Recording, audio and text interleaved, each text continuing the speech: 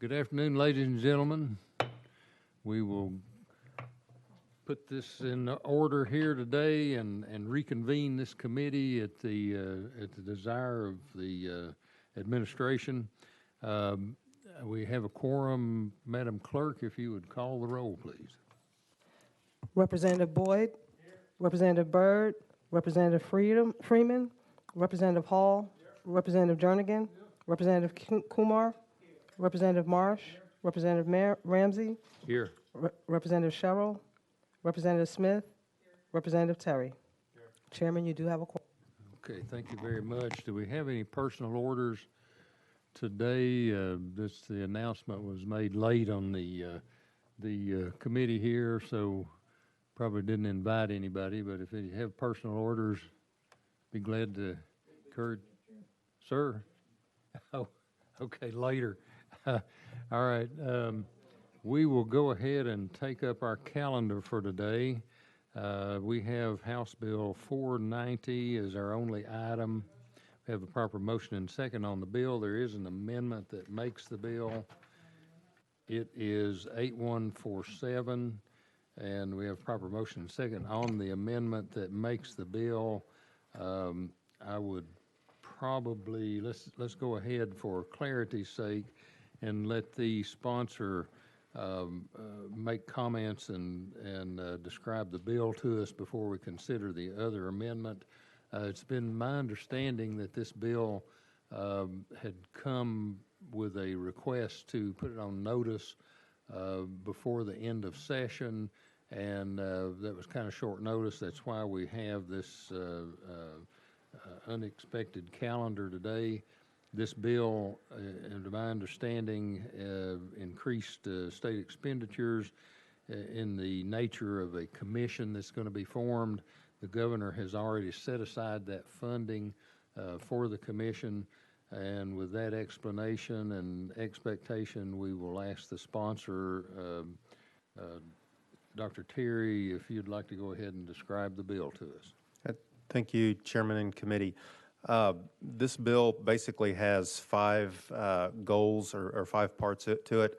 Part one, it sets up a medical cannabis commission in order to help develop a non-biased medical cannabis program for when the federal government removes cannabis from Schedule 1. Number two, it sets up a process for decriminalizing possession of 0.9% THC cannabis oil for a limited number of patients with certain diseases.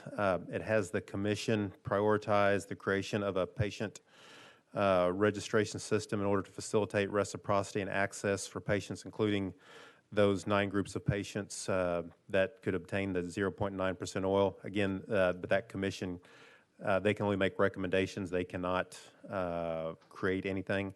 The bill specifically prohibits what I would call a corporate medical cannabis program, which includes cultivation, distribution, processing, or shipping of cannabis until cannabis is removed from Schedule 1. That definition of medical cannabis program specifically removes patient and research from that so that there are patient and research protections in the bill should we wish to advance any of those pieces of legislation next year. As the chairman said, the bill is funded in the budget. Speaker Sexton is supportive of the bill. Governor Lee has removed his philosophical flag from the bill. The Departments of Safety and Health, as well as the sheriffs and chiefs of police, are deferred, and this bill will be going to the Senate calendar. Okay, do we have any questions or comments on the amendment that makes the bill? If none, we will entertain the second amendment that was, pardon me. Oh, we hadn't voted on it yet. You want to do that before? So we're just gonna amend the bill with the second amendment if that passes. Okay. So we'll be voting on the amendment that makes this bill with the understanding that we'll be considering an amendment to the bill following. So all those in favor of the amendment that makes the bill say aye. Aye. Any opposition? So approved. We're on the bill as amended, and we had from Dr. Kumar had asked to consider another amendment. We'll wait for a motion and second on the amendment. If there's, okay, motion and second on the amendment.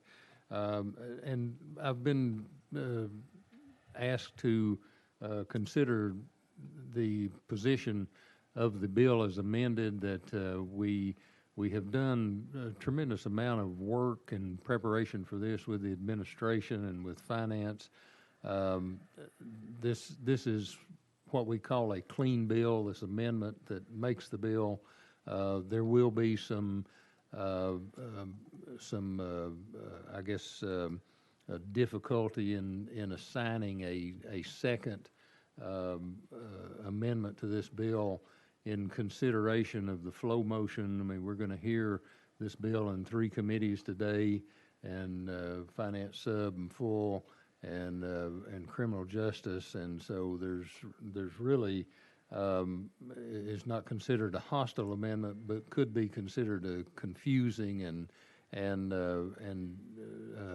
kind of a disorganizing amendment. So that's the opinion of the sponsor. So I will ask Dr. Kumar to describe your amendment. Thank you for setting up a good stage for it. No, my intent is not to confuse anything or disorganize anything. It is a fact that in states where marijuana is legalized, the incidence of childhood poisonings goes up 3 to 4 times. And all this does is that if this bill passes and this form of marijuana is available, that it be dispensed in child-proof packaging. That's really to protect children. That's all I'm doing. And no, my intent is not to confuse anybody or anything, and I don't think that that is how it should be characterized. With that, I'll be, I guess, I don't know, I'm a member, I can move for this amendment to be adopted. Yeah. It's just basically to protect children, things falling in hands of children, and I think that makes common sense. Thank Chairman you. Terry, I think you want to be recognized. Thank you, Chairman. And while I appreciate the intent, and I don't know that I'm necessarily opposed to it, I have worked with Department of Safety, the chiefs of police. Specifically, I've been asked, because a lot of people have concerns about if this bill gets to the floor, what amendments may get on there, and so I've been asked not to take any amendments on the bill, but, and again, it's not in the Senate version of the bill, but again, that's to the will of the committee on this amendment. Did we have further comments or questions? My suspicion is that this bill will further impact the fiscal note, which has already been pretty much decided. Really, this bill as amended does not approve medical cannabis.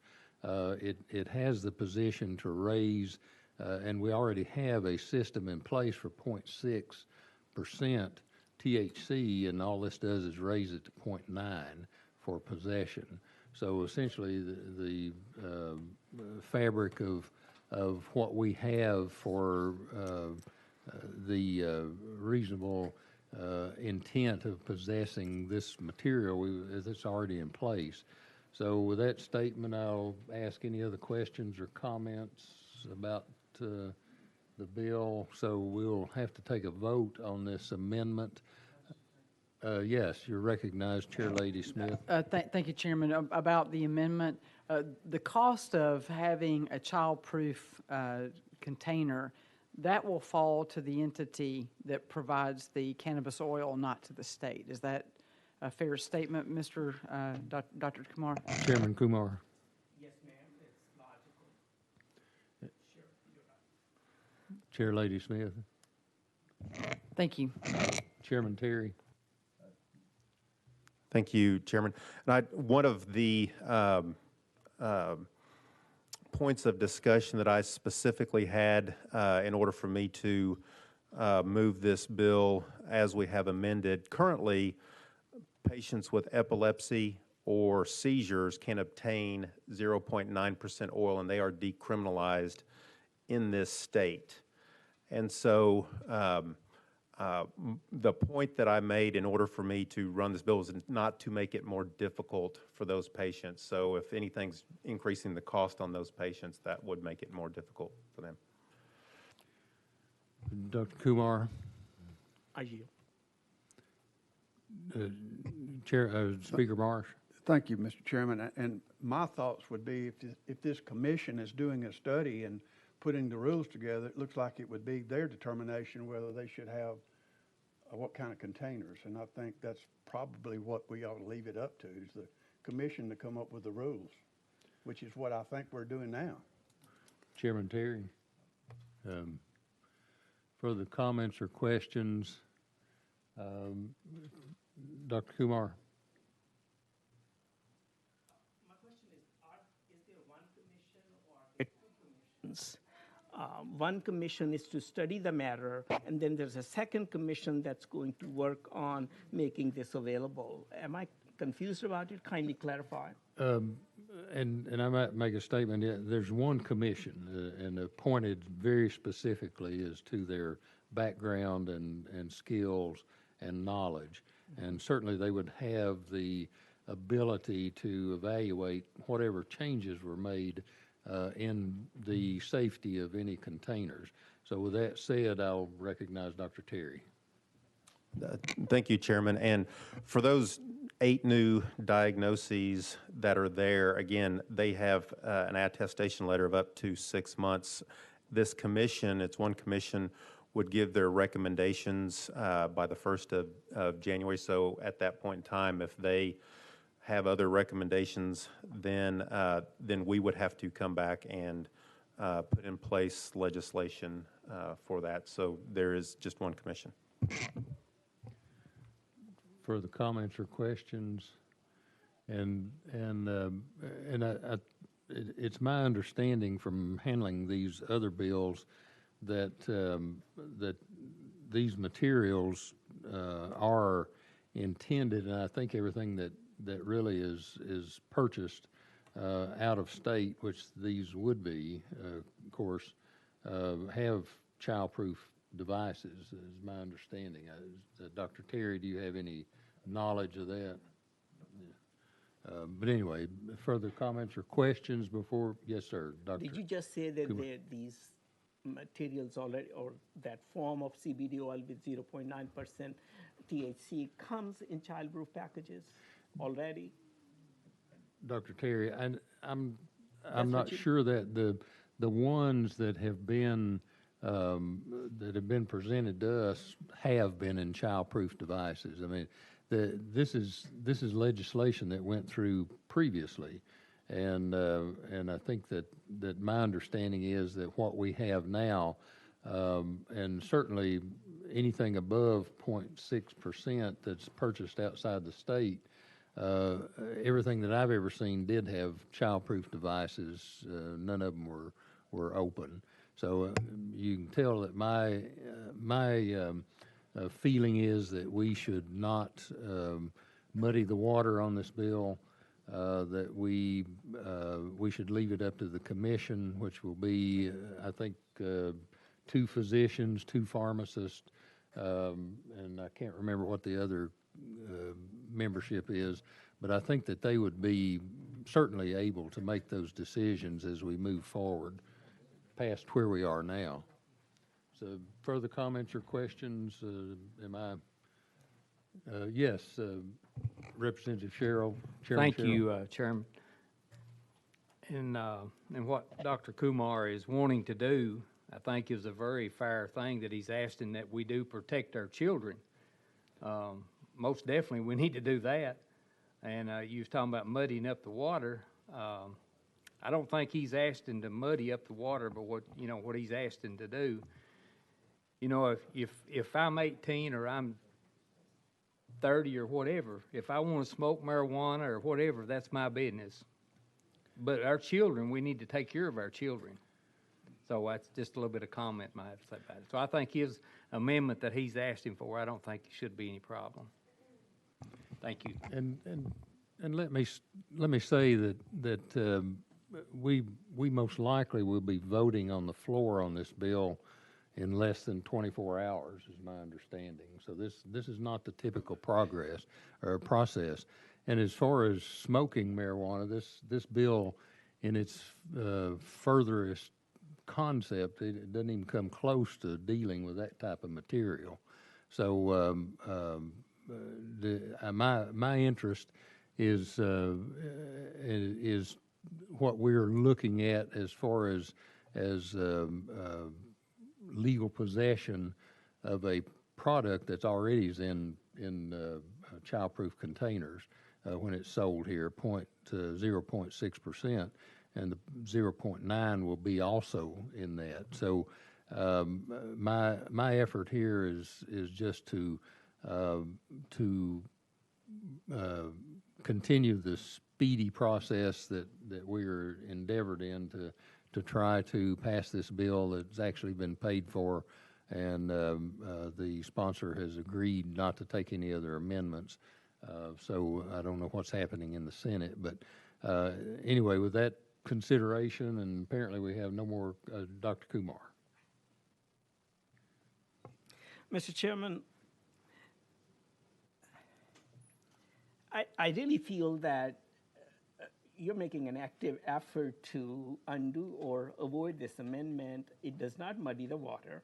You're claiming that that the material comes in childproof containers. You did not say it in the beginning, and just by you claiming it does not assure that it will be so by all manufacturers unless it is required by law. And I really think, again, it's sincerely the most reasonable thing. If it's not on the Senate side, how many times do we compare notes with Senate and put it on that side? I really didn't think anybody would have any objection to it. I'm really surprised by it. But thank you. I guess you have your preferences. And certainly with just to take a privilege here, and this is certainly not personal by any means, but this is a very unusual situation. And typically we have, from this point on, we have 4 weeks at least to deal with the legislation. We have less than 24 hours with this. So that's my intention. I mean, I'd love to have it all in concrete bunkers where nobody could get into it except somebody that had a key. But you know, this is not a personal issue between the two of us. This is my effort to reflect what was communicated to us in this committee as we move forward at this flow motion rate. So that, take it or leave it. Chairman Jernigan. Thank you, Chairman. I'll just ask the question. Chairman Terry, do you consider the amendment friendly? Thank you. Again, I'm not opposed to the concept, but I have made an agreement that I would not take any other amendments on the bill. Understood. Thank you. Further comments or questions? If none, we'll be voting on the amendment to go on the bill as amended. All those in favor say aye. Aye. Any opposition? No. We'll await the commission to make that decision, Chairman Kumar. So sorry if I act like I was in some personal manner trying to disrupt your efforts, because I think it's a very noble effort to do that. So we're... I did, yeah. I've already hit it, yeah. The amendment fails. So we're back on the bill as amended. Do we have further questions? The question's been called. No objections to the question. We'll be voting to send this bill to full health. All those in favor say aye. Aye. Any opposition? So approved.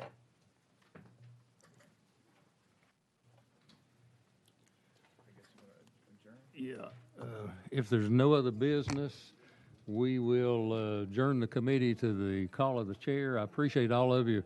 There's not been a moment this last year that any of us have had to not have a quorum in this committee. I appreciate all of you, your dedication, and appreciate all the staff.